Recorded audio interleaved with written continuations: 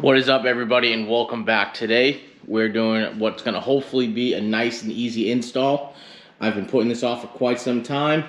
I missed nice weather last week because this thing's still on jack stands behind me, and all I have to do is put some new tires on and change up this exhaust. So today we're going to get right into the exhaust. We're putting in a new downpipe. It's just a cheap ISR one. I've had one in the car for 6.5 years now.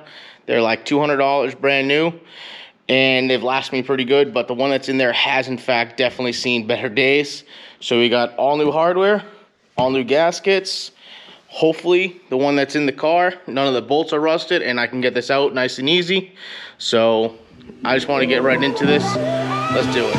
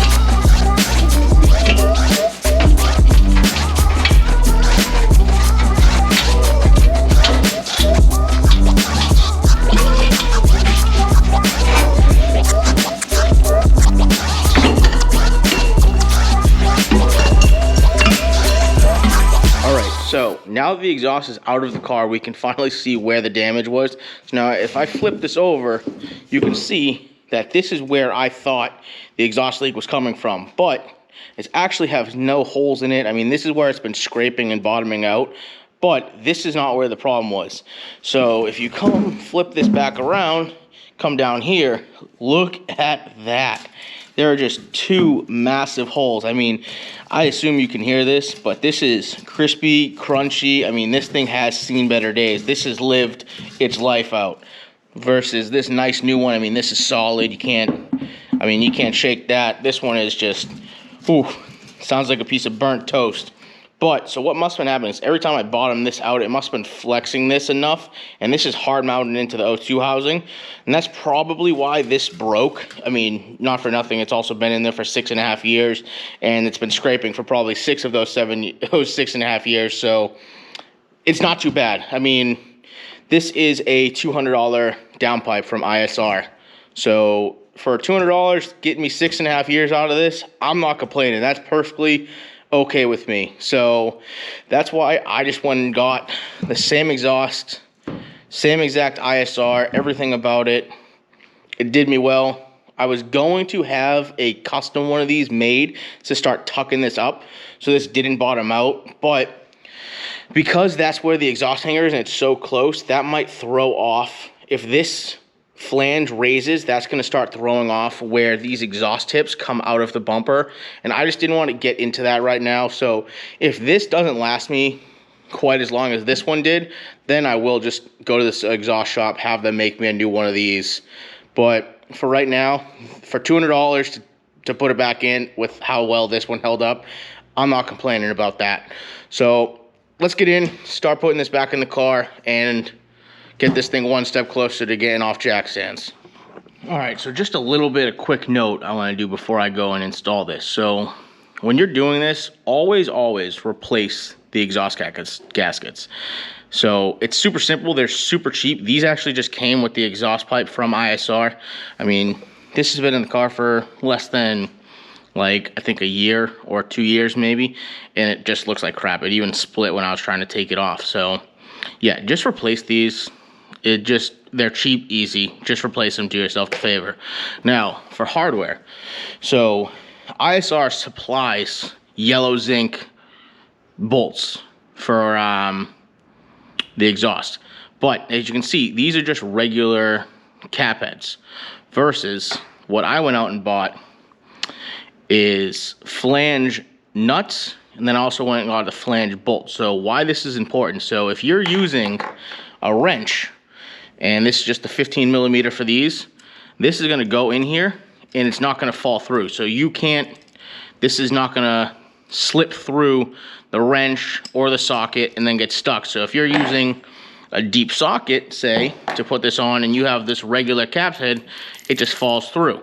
Or even worse, if you're using a wrench, you take the wrench, put it through, and then it just falls through. So to prevent that, you get the flange head, which is basically just a built-in washer. So now you don't need a washer. It doesn't fall through on your wrench, your socket, whatever you're using. And then I went another step, and I got, if I can take this off, I got serrated nuts so they'll grip a little bit better. I wanted to get serrated flange bolts, but Advanced just didn't have them, and I wasn't going to order them online from Bellmetric and have to wait however long. But yeah, if you've ever done stuff like this and not used flange bolts and then used flange bolts or the other way around, it makes a huge difference, and I just feel like a lot of people don't even think about it until it's too late. But yeah, do yourself the favor, go out, get these. These are just M10 standard yellow zinc, so they're going to be semi-corrosion resistant, better than like galvanized regular steel or zinc plated. But yeah, do yourself a favor, flange head, huge pro tip. It makes life so much easier. But yeah, let's get right into doing this now, and I don't feel like putting this off any longer.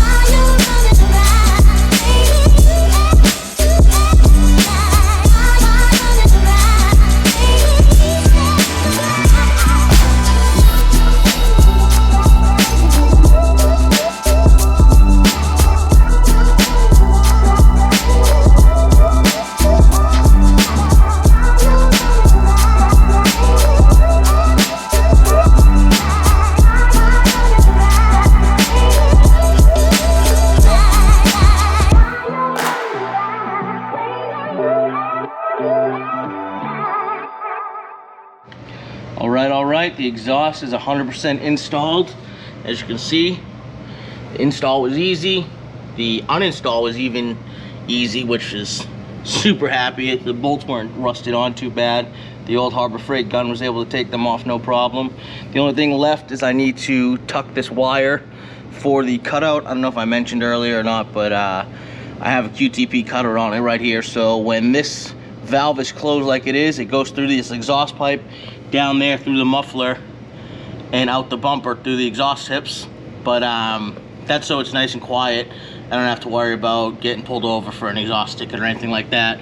And then when I want to, I just open that valve up. It's nice and loud. It's basically just a straight pipe exhaust at that point. But yeah, just need to tuck that wire and we're done. I'm not gonna start it today just because it's like 15 degrees outside and I don't feel like letting the heat out of the garage door. So yeah, we'll do a full walk around. I'll show you what it sounds like open versus closed once the weather gets a little bit warmer and I'm out driving again. But yeah, super easy. Super nice install today. Can't complain. Peace.